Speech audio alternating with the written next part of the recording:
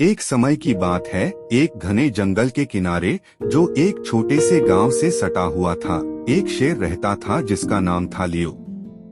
लियो जंगल का राजा था, शक्तिशाली और बुद्धिमान, जिसे सभी जीव सम्मान देते थे।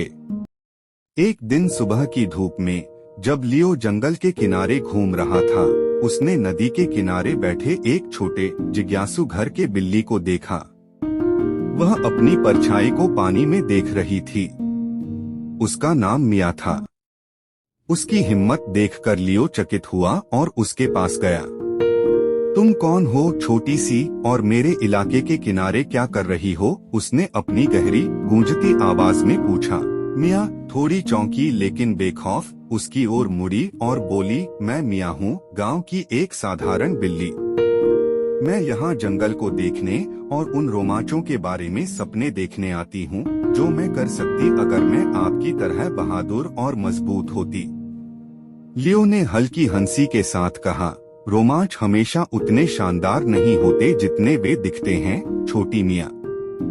मुझे बताओ, तुम क्या सपने देखती हो?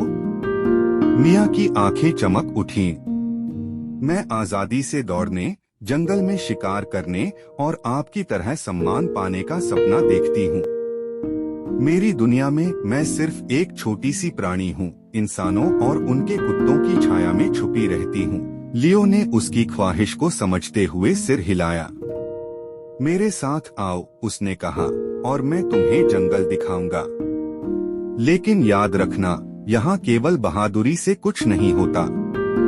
यह बुद्धिमत्ता और जीवन के संतुलन का सम्मान करने पर भी निर्भर करता है। मिया सहमत हो गई और लियो के पीछे जंगल में चल पड़ी।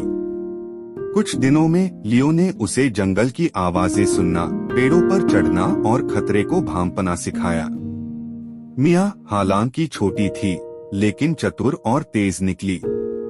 उसने लियो को तंग जगहों में घुसकर जानकारी इकट्ठा करने और उन खतरों की चेतावनी देने में मदद की जिन्हें वह नजरअंदाज कर सकता था। एक दिन जंगल में एक बड़ी तूफान आया। एक पेड़ गिर गया और एक हिरण परिवार उसमें फंस गया।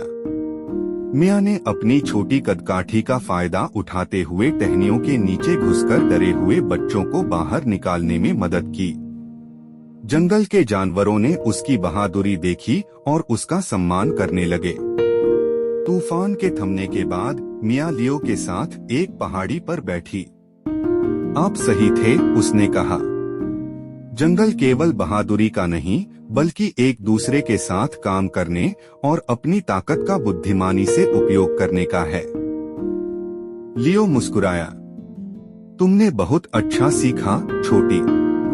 तुम भले ही मेरे जितनी बड़ी न हो, लेकिन तुम्हारा दिल उतना ही मजबूत है। मिया गांव लौट आई। अब किसी और जैसी बनने के सपने नहीं देखती थी। उसे अपने आप पर गर्व था और उस दिन के बाद उसने जंगल के सबक हमेशा अपने दिल में रखे। गांव के लोग अक्सर यह सोचते कि जंगल का ताकतवर शेर क्यों कभी-कभी उनके किनारे आकर उनकी छोटी सी बिल्ली के पास चुपचाप बैठता है। केवल मिया और लियो ही जानते थे कि उनके बीच का यह बंधन कितना खास था, एक ऐसा दोस्ताना जो जंगल की गहराई में बना था।